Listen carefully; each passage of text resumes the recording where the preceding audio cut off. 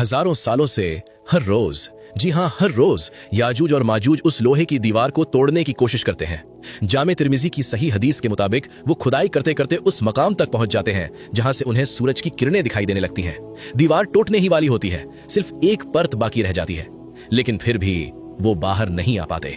अगली सुबह जब वो वापस आते हैं तो वो टूटी हुई दीवार पहले से भी ज्यादा मजबूत हो चुकी होती है। आखिर ऐसा क्यों? वो कौन सा एक लफ्ज है जिसे वो हजारों साल से भूल रहे हैं? सबसे पहले समाज में फैली एक बड़ी गलतफहमी दूर कर लें। अक्सर किस्से कहानियों में सुनाया जाता है कि याजूज माजूज अपनी जबान से दीवार को चाटते हैं और वो पतली हो जाती है। ये बात अक्ल और लॉजिक के भी खिलाफ है और सही हदीस के अल्फाज भी इससे अलग है।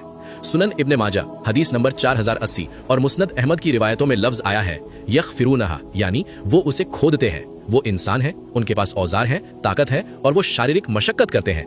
चाटने वाली बात शायद शिद्दत बताने के लिए मुहावरे के तौर पर इस्तेमाल हुई हो, लेकिन हकीकत यह है कि वो बाकायदा इंजीनियरिंग के साथ उसे तोड़ने की कोशिश कर रहे हैं।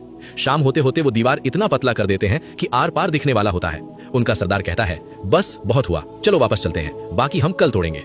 लेकिन जब वो अगली सुबह वापस आते हैं तो अल्लाह के हुक्म से वो दीवार वापस जुड़ जाती है और पहले से ज्यादा सख्त हो जाती है।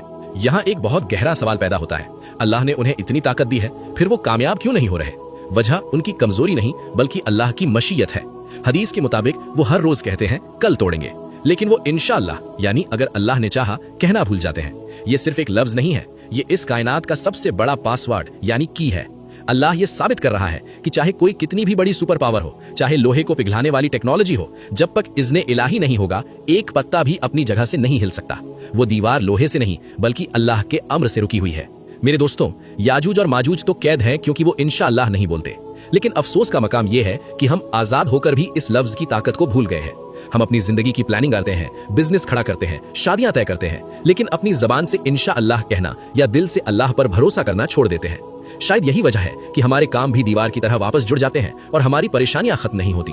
कामयाबी मेहनत से नहीं, अल्लाह की तौफीक से मिलती है। लेकिन एक दिन ऐसा आएगा जब अल्लाह का वादा पूरा होने का वक्त करीब होगा। उस दिन शाम को उनका सरदार कहेगा, चलो वापस चलते हैं, इंशाअल्लाह कल हम इसे तोड़ देंगे। उस दिन वो इंशाअल्लाह बोल देंगे। अल्लाह उस लफ्ज की बरकत से उस दीवार को जुड़ने नहीं देगा। अगली सुबह जब वो आएंगे तो दीवार वैसे ही टूटी हुई मिलेगी और फिर वो एक सैलाब की तरह दुनिया में फैल जाएंगे।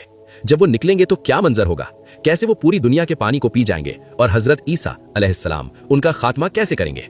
यह है दुनिया का सबसे खौफनाक अंत, द एंड गेम। देखिए एपिसोड 3 में। अगर आप चाहते हैं कि हम इस सीरीज का आखिरी और सबसे अहम हिस्सा फिनाले जल्द अपलोड करें तो कमेंट में लिखें अल्लाहू अकबर।